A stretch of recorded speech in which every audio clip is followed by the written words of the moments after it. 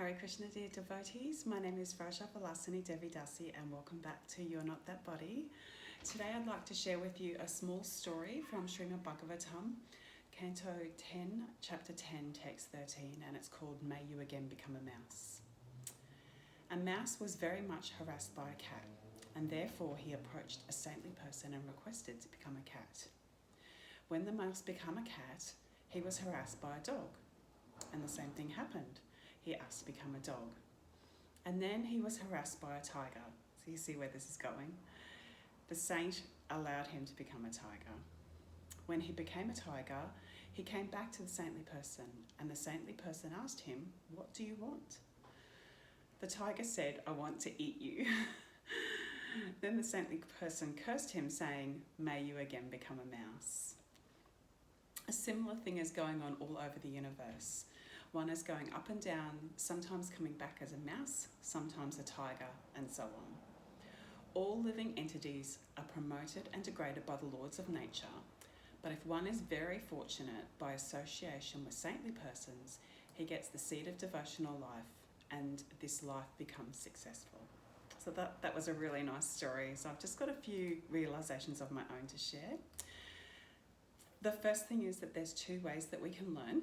One is by experience, so that poor little mouse going through the whole process of going all the way up to being a tiger, only to not taking that as it should be and progressing and ending up back a mouse.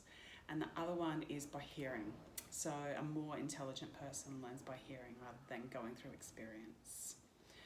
And we can feel compassion for the poor little mouse because he doesn't understand that he was asking for the wrong thing.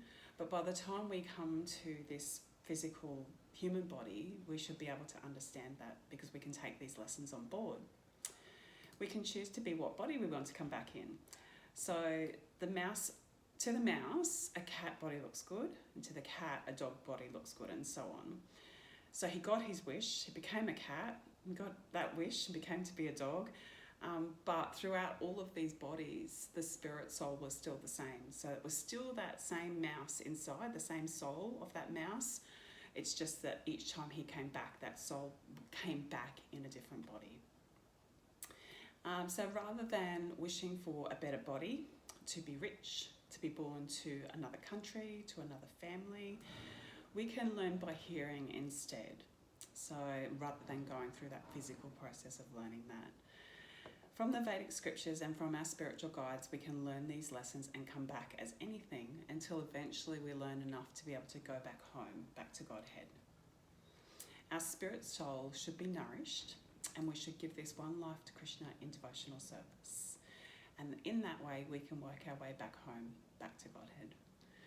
Thank you very much. I hope you enjoyed this little story. Enjoy your day. Hare Krishna. My name is Vraja Vilasini.